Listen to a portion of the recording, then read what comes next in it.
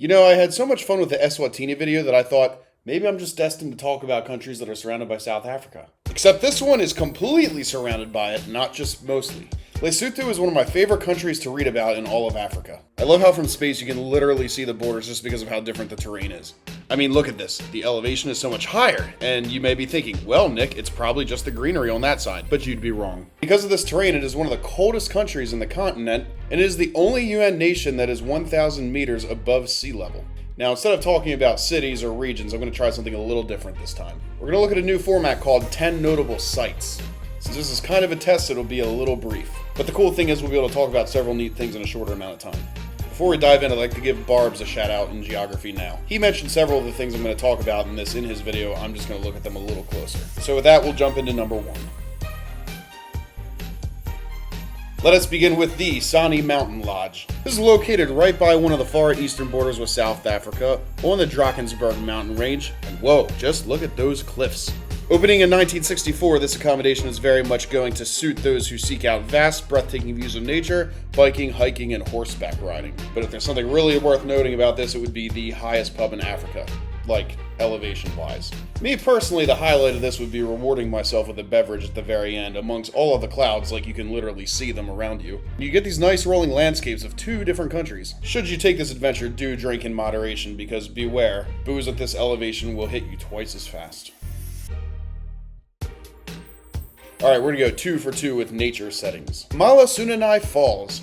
Near the town of Cing Mountain, which translates to Site of the Smoke due to the look that this waterfall gives, is the waterfall at 192 meters. These originate in the Taba Bosio mountains, running down the Triassic-Jurassic basalt rocks, and the reverberating echo that you hear really adds to the smoky look. There's actually a spooky legend around this one, and it goes that it's basically that sound you hear as people screaming who drowned under the falls.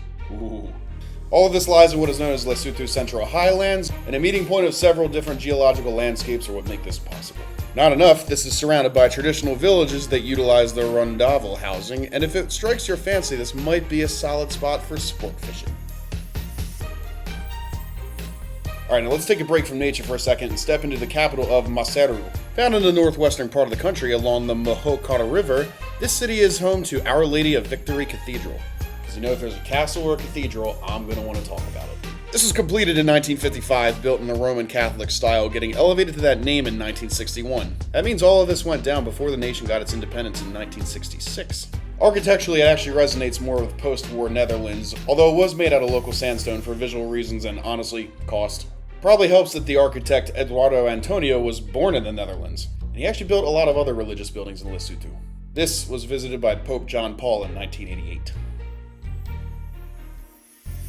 Jumping over just a hair, you can find the Komei Caves, found just south of the town of Tayadayaning. There are still residents living in them to this day, and inhabitation can actually go back to around 200 years, built by the chief Taleka of the Basia clan. Komei was actually the surname of the family tribe that moved here in the 18th century to avoid a drought. Lots of hardship and tribal fighting took place in the South African region at this time. Mud walls and floors require regular upkeep, but the openings are just tall enough to work as doorways. Residents here survive by growing corn and beans, raising cattle and chickens, and of course, showing their homes to some tourists brings in some dough. Zooming out a little, you can see the barren pasture that it is surrounded by.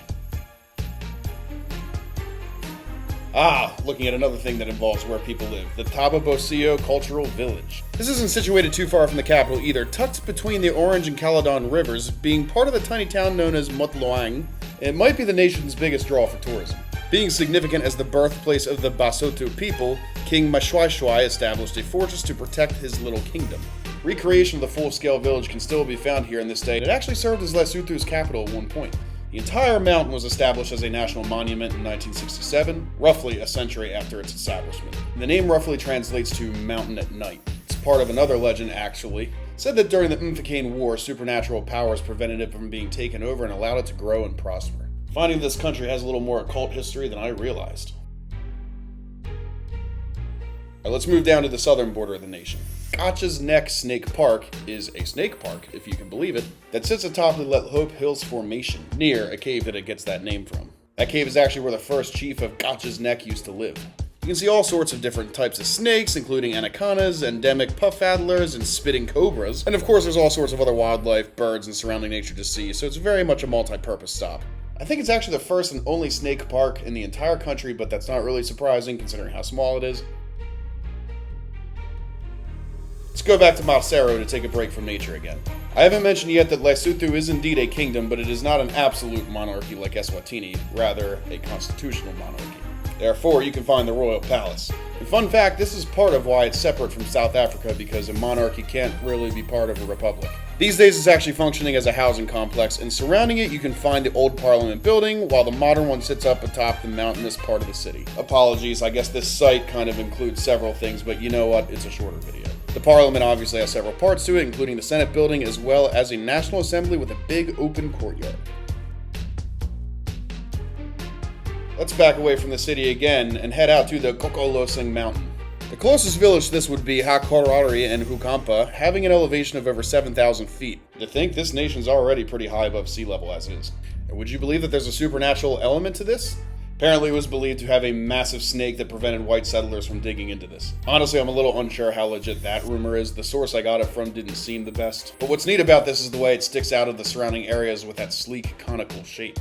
Sunrise and sunset obviously are going to let you catch the nicest views. Now, I mentioned that it's pretty cold here and you don't usually think of snow when it comes to Africa, but because of the snow, you can actually ski here. Therefore, I'll talk about the Afrk Resort. This actually isn't too far from the highest pub in Africa, so it would probably make a solid 2 birds in 1 stone type day for anyone that would want to travel here. Slopes and skiing are obviously the main hub of coming here. However, there's also the Kapako Snow Park. An event called Winterfest is held here every year, hosting DJs and different musical artists. Different stages in different parts of the resort will have different activities. And during the summer months, the hiking trails at the high altitude are the bigger draw. It's also a good spot to mountain bike. If you're really daring, there's also ice swimming, but you would never catch me doing that. Understandably, this is a very popular destination for those who live in Africa because it doesn't require them to go abroad out of the continent to get to a ski resort.